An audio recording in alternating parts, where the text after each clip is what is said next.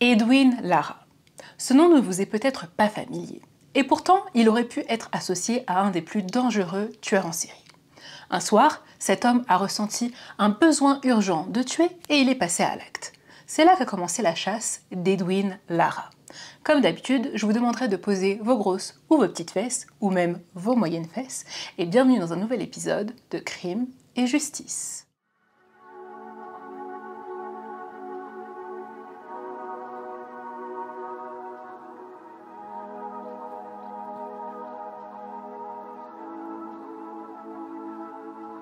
Le 25 juillet 2016, Isabelle Ponce Lara s'est rendue au poste de police afin de faire une déposition. À 10h30 ce matin-là, son mari, Edwin Lara, lui a avoué avoir tué une jeune femme quelques jours auparavant. So when we get out of church, I asked him, "What's wrong with you?" And how did your morning go? So I woke up. He told me, "Oh, you're getting up already." Because usually he's sleeping. Yeah. And I'm like, "Yeah, I'm already awake." I'm like, "But you could continue sleeping." So he stayed in bed and I got up.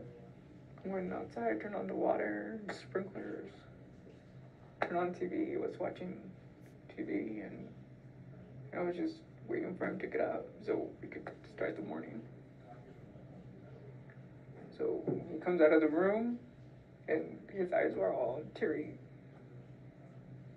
That's what I'm like, "What happened? Tell me what happened. What's wrong?" So he sits on the sofa. I turn off the TV, and then he just says that. He's like, I kill a woman, that's what he said. I'm like, "What do you mean?" Then he's like, "I hit her with the car." Edwin, qui travaillait en tant qu'agent de sécurité sur le campus du Central Oregon Community College, a raconté à Isabelle que le 23 juillet 2016 au soir, il était en service et en train de mettre en place la signalisation administrative sur le campus. Il était tard et il était pressé de rentrer chez lui au moment où il conduisait sa voiture de service. Et c'est là que, sans prévenir, une femme a surgi devant son véhicule et qu'il l'a renversé. Edwin explique ensuite qu'il a été pris de panique et que c'est pour ça qu'il a pris la décision de ne pas appeler les urgences pour signaler l'accident. Au lieu de ça, il a préféré se débarrasser du corps de la jeune femme et de faire comme si de rien n'était. Mais au final, Edwin n'a pas pu supporter de garder ce lourd secret pour lui et a décidé de tout avouer à sa femme. Après ses aveux, Isabelle a supplié Edwin de se rendre aux autorités. Elle était elle-même officier de police pour la ville de Bend, dans l'état de l'Oregon, depuis quelques mois. Mais au lieu de l'écouter, Edwin lui a volé son arme de service et a décidé de prendre la fuite. Au moment de la déposition d'Isabelle, les policiers travaillaient sur une affaire de disparition, celle de Kylie Sawyer qui avait disparu dans la nuit du 23 au 24 juillet 2016 après avoir participé à un enterrement de vie de jeune fille dans la ville de Bend. Kylie était âgée de 23 ans et elle était assistante dentaire et elle étudiait en même temps pour devenir officiellement dentiste. Le soir de sa disparition, elle était un petit peu éméchée par l'alcool. Elle est rentrée et elle s'est disputée avec son petit ami Cameron Reimhofer. Kylie était tellement énervée par la dispute qu'elle a décidé de quitter l'appartement qu'elle partageait avec son petit ami et d'aller marcher pour aller se calmer. La dispute de couple a continué par texto jusqu'au moment où Kylie a arrêté de répondre à Cameron. Après ça, son téléphone est passé hors service. La disparition de Kylie a finalement été signalée par sa mère Julie le dimanche 24 juillet au soir. Four younger brothers who desperately want their big sister home. Missing 23-year-old Kaylee Sawyer has much of Central Oregon on the lookout. Thousands of concerned residents spent the day putting up flyers and sharing their concern on Facebook. And we just contacted everybody and said, "Please get her face out there." The incoming COCC student and Bend native was last seen at 1 a.m. Sunday near the parking lot of her Westside apartment near COCC. Ça y est, vous avez fait le rapprochement? Et oui, parce que la disparition de Kylie Sawyer et les aveux d'Edwin Lara sont liés, puisque la femme qu'Edwin Lara dit avoir renversée et tuée était bel et bien Kylie Sawyer. Après la déposition d'Isabelle Ponce Lara, la police va se lancer à la recherche d'Edwin Lara, qui malheureusement était déjà bien loin et s'était déjà lancé sur un autre parcours criminel. Il y a plein de choses que vous devez savoir au sujet d'Edwin Lara et de cette affaire. Tout d'abord, c'est que la mort de Kylie était loin d'être un accident, mais surtout que Kylie n'allait pas être la seule victime d'Edwin. Après avoir fui son domicile de Redmond le 25 juillet 2016, Edwin Lara a conduit pendant 2 heures et a ensuite abandonné sa voiture sur un parking. À 20h45 ce même soir-là, Andrea Maes, âgée de 19 ans, a croisé son chemin. Elle avait fini sa journée de travail et s'apprêtait à rentrer chez elle lorsque soudain Edwin a surgi à la fenêtre de sa voiture en la menaçant avec son arme. Il est ensuite monté dans le véhicule et a ordonné à Andrea de conduire en direction de la Californie. Sur le trajet, Edwin a essayé de faire la conversation avec Andrea et lui a même avoué qu'il avait tué une femme et qu'il était à la recherche d'une nouvelle victime. Il lui a raconté que quelques heures plus tôt, il avait abordé une femme enceinte sur le parking d'un supermarché et que cette femme était une potentielle victime. Il a expliqué à Andrea que quand il a abordé cette femme, elle n'avait même pas pris la peine de s'arrêter pour l'écouter, probablement parce qu'elle avait senti de quoi il était capable et que si elle s'était arrêtée pour lui parler, elle aurait été en danger. Après lui avoir raconté l'anecdote du parking, Edwin a continué à essayer de faire la conversation avec Andrea. Il lui a parlé de sa femme, Isabelle, et lui a même montré des photos d'elle. Il a ensuite posé des questions personnelles à Andrea et bien naturellement elle a refusé d'y répondre parce qu'elle ne voulait pas lui donner trop d'informations au cas où il décide de faire du mal à sa famille. Au final, Edwin a demandé à Andrea de s'arrêter à un motel afin qu'il puisse y passer la nuit. Arrivé sur place, Edwin a menacé Andrea en lui disant que si elle avait le malheur de regarder ou de parler à quelqu'un, il la tuerait. Ensuite, le concierge de l'hôtel leur a donné l'accès à une chambre sans se poser la moindre question.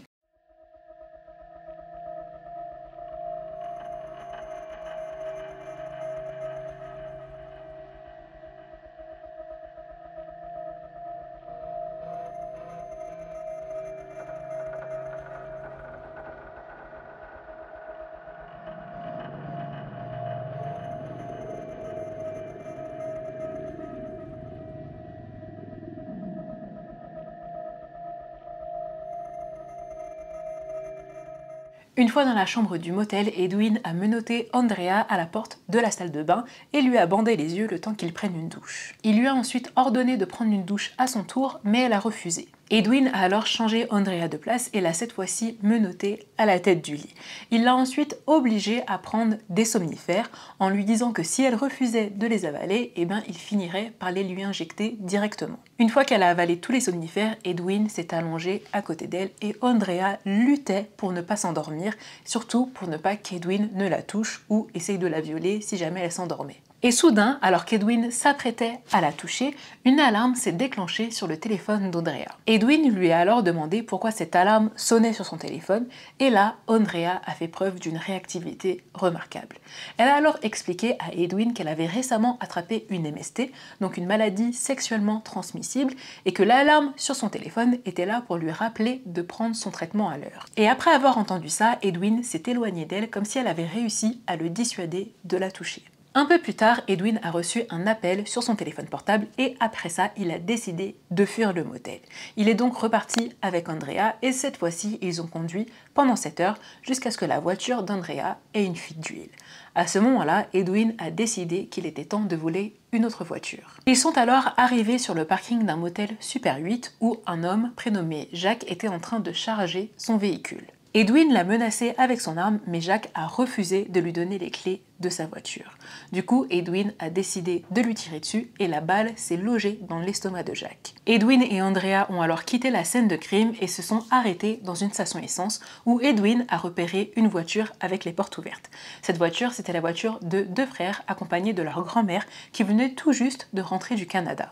Edwin a donc décidé de les prendre en otage dans leur propre voiture et de continuer son périple vers sa destination finale. Pendant cette nouvelle prise d'otage, Edwin a demandé aux 2 frères et à leur grand-mère s'ils avaient déjà ressenti un besoin urgent de tuer, parce que lui, ça lui était déjà arrivé. Un des 2 frères a réussi à instaurer le dialogue avec Edwin et à le convaincre de les relâcher et de garder le véhicule. Contre toute attente, Edwin a accepté de relâcher les 2 frères et leur grand-mère, mais il a décidé de garder Andrea en otage au cas où il se ferait attraper par la police afin qu'elle lui serve de bouclier vivant. Il a finalement relâché les 2 frères et leur grand-mère à 24 km de la station essence, mais a gardé Andrea comme otage. Il a même eu le temps d'enregistrer une petite vidéo de lui pendant sa fuite. Hi everybody, I just want to say that I apologize for everything I've done. Most likely I'm going to get caught. And sorry about that girl in Central Oregon. And I just want to let family members, Andrea, that she's fine and she will be fine because so far she's been doing what I've been told her to do. You know, and if you guys are wondering if I have done dirty things to her, no. All right, I'm not that kind of guy. You know, I just killed that other girl, you know, and I regret it. I regret killing her. You know, she's kept screaming and I've been stopping her forever. So, you know, like I say, she's still fine. We're driving and she'll be home pretty soon. I'm sorry to her grandma and her family members, to her boyfriend. You know, I'm sorry everything that I caused.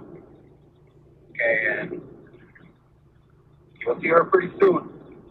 Okay, tell the cops that not to shoot us, because if they shoot us, then that's not my fault. Okay, but sorry everybody. Bye. Après ça, Edwin s'est mis à conduire en excès de vitesse et c'est là qu'une voiture de police l'a repéré et s'est tout de suite lancé à sa poursuite. Après ça, Edwin Lara a finalement décidé de se rendre après cet appel au 911. 911 emergency reporting. Yes, hi. This is Edwin Lara, and I'm the guy on Interstate 5, going at high speed. I know you guys have the chopper on me already. Yeah. And yeah, I just want to say I am going to turn myself in. Okay, where are you at? Okay, I'm on I-5.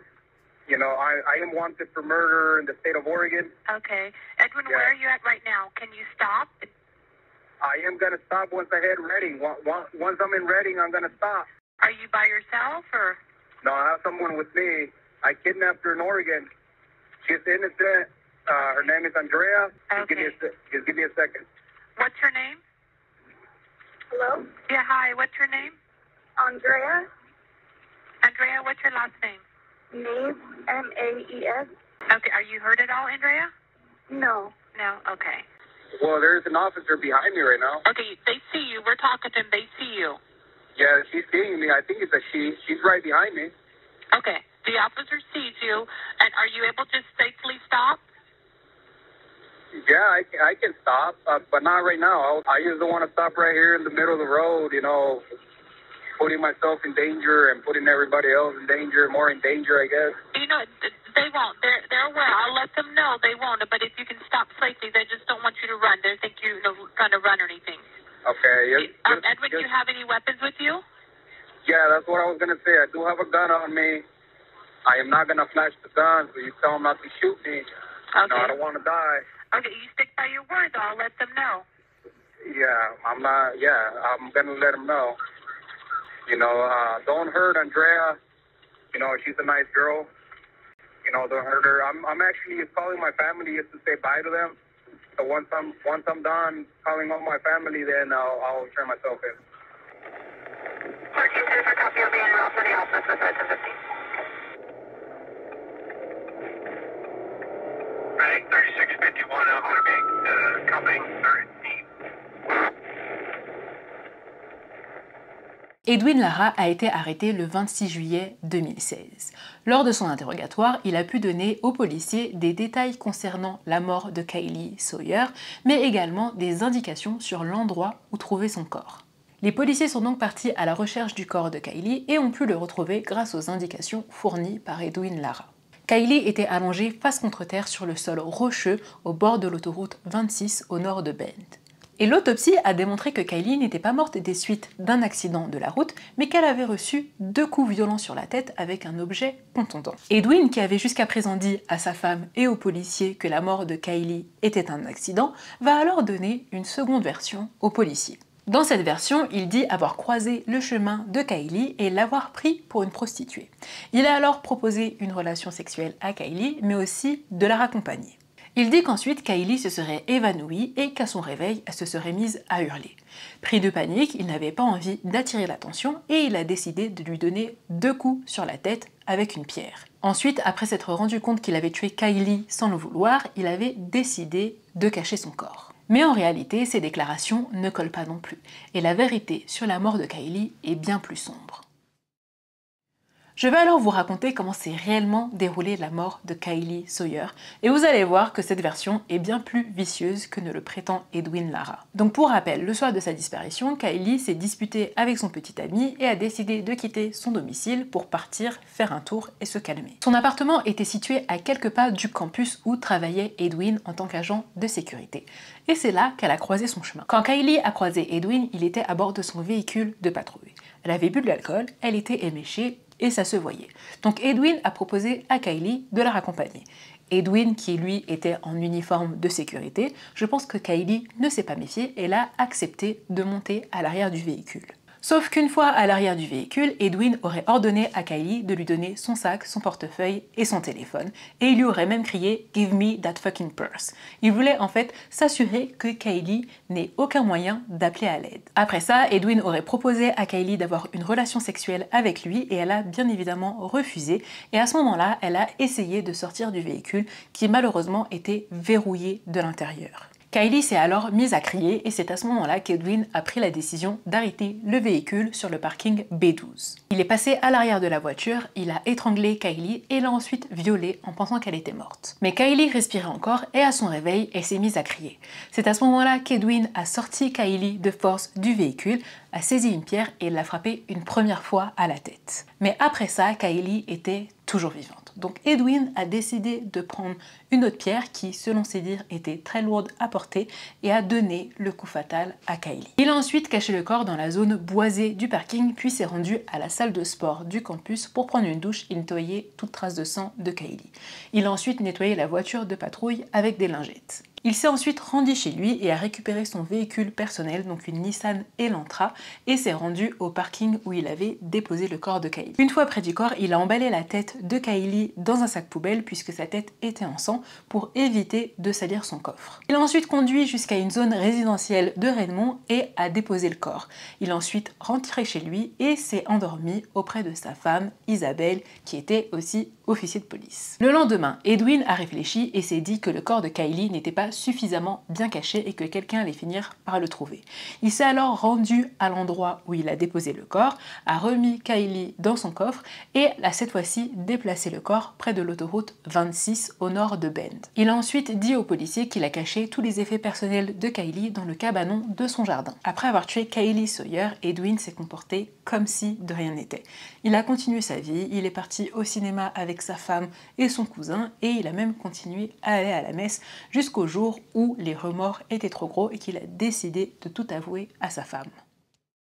Les enquêteurs ont obtenu un mandat de perquisition pour fouiller le domicile d'Edwin. Ils ont alors retrouvé tous les effets personnels de Kylie dans l'abri de jardin comme Edwin l'avait indiqué. Ils ont retrouvé le sac à main vert de Kylie taché de sang ainsi que ses chaussures et une touffe de cheveux blonds ensanglantés. Ils ont également retrouvé le sac poubelle dans lequel Edwin avait emballé sa tête. D'autres preuves ont également été retrouvées à l'encontre d'Edwin Lara. Donc, dans le premier véhicule qu'il avait abandonné avant de kidnapper Andrea, il avait laissé plusieurs mots qui comprenaient des indications, notamment pour trouver le corps de Kylie. Dans l'abri de jardin, en plus des effets personnels appartenant à Kylie, les enquêteurs ont mis la main sur une présentation qui avait été faite par Edwin. Sur cette présentation figurait l'histoire d'un tueur en série, donc l'histoire du Railroad Killer qui avait sévi à la fin des années 90. Il y avait également la photo des corps de ses victimes et Edwin avait utilisé de la peinture rouge pour imiter l'effet du sang. Les enquêteurs pensent que cette présentation était destinée à un cours de psychologie, mais surtout qu'Edwin voulait s'inspirer de ce serial killer pour lui-même se mettre à commettre des crimes. Les collègues d'Edwin ont rapporté qu'il avait parfois un comportement bizarre avec eux et qu'il lui arrivait de leur montrer des photos ou des vidéos étranges. Donc par exemple, il leur montrait des photos de personnes décédées ou encore des vidéos de scènes d'accidents où on voyait clairement que les gens étaient blessés. On a aussi appris par ses collègues qu'Edwin avait une maîtresse qui s'appelait Alice Alice et qu'il lui arrivait de montrer des vidéos intimes d'elle. Edwin avait d'ailleurs déjà menacé Alice de la tuer si jamais elle lui transmettait une MST, donc une maladie sexuellement transmissible. Donc on comprend un peu mieux la réaction qu'Edwin a eue quand Andrea lui a dit qu'elle avait mis son réveil pour prendre son traitement parce qu'elle avait récemment attrapé une MST. Donc je pense qu'il faisait peut-être une fixette là-dessus et qu'il avait vraiment peur d'en attraper une. Après cette menace, Alice a décidé de mettre fin à la liaison 6 mois avant le meurtre de Kylie. Concernant le meurtre de Kylie, Edwin n'a pas vraiment d'explication profonde à donner. Il a juste déclaré aux policiers qu'il avait ressenti un besoin urgent de tuer lorsqu'il a croisé le chemin de Kylie. Le procès d'Edwin Lara a eu lieu 1 an après le meurtre de Kylie Sawyer. Pendant le procès, il a été dévoilé qu'Edwin souffrait d'une maladie génétique dégénérative qui affecte le fonctionnement de son cerveau. Cette maladie peut provoquer des problèmes d'apprentissage, des dysfonctionnements cognitifs et aussi des comportements antipathiques. Les enquêteurs et les professionnels de santé qui ont travaillé sur cette affaire s'accordent pour dire qu'Edwin Lara serait devenu un très dangereux tueur en série s'il en avait eu l'occasion et s'il n'avait pas été arrêté aussitôt. Edwin Lara a été condamné à 2 peines de prison à perpétuité, donc une pour le meurtre de Kylie Sawyer et une autre pour le kidnapping d'Andrea Maes.